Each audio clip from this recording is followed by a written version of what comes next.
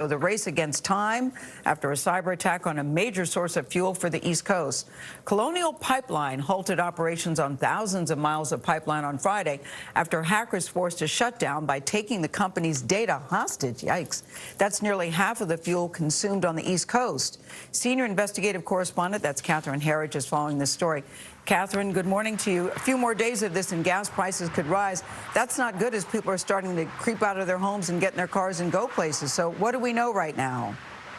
Gayle, this was a ransomware attack, meaning cyber criminals likely encrypted the data and then demanded money to unlock it. Colonial Pipeline has not said whether a ransom was paid. The FBI and a private cybersecurity firm are working closely with the company to determine how the networks were compromised. The cyber attack shuttered more than 5,000 miles of a pipeline that carries about 45% of fuel consumed on the East Coast after hackers breached Georgia-based Colonial Pipeline's computer system. Ransomware is a national security threat. Chris Krebs, the former director of Homeland Security's Cyber and Infrastructure Security Agency, says a criminal gang with links to Moscow is a leading suspect. Who or what was behind this attack on Colonial? There is a ransomware crew known as DarkSide. They use kind of a double tap technique of both locking up the networks and demanding ransom, but as well as exfiltrating or taking sensitive data out of the company. Colonial runs pipelines from Houston, Texas to Linden, New Jersey, transporting more than 100 million gallons of gasoline, diesel, jet fuel, and home heating oil every day.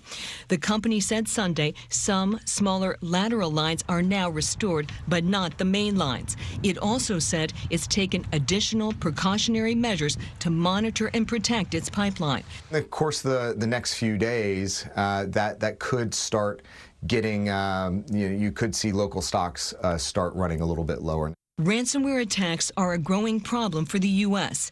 The Homeland Security Secretary recently confirmed more than $350 million in ransom was paid last year, with small businesses especially hard hit. And the number of ransomware attacks spiked in 2020 by about 300%.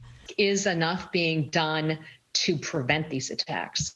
I don't think we've done enough of is signal very clearly with our partners in Europe and elsewhere to the nations like Russia that harbor these criminals and tell them that this will not stand any longer. Over the weekend, the Commerce Secretary told CBS News that it's an all-hands-on-deck situation.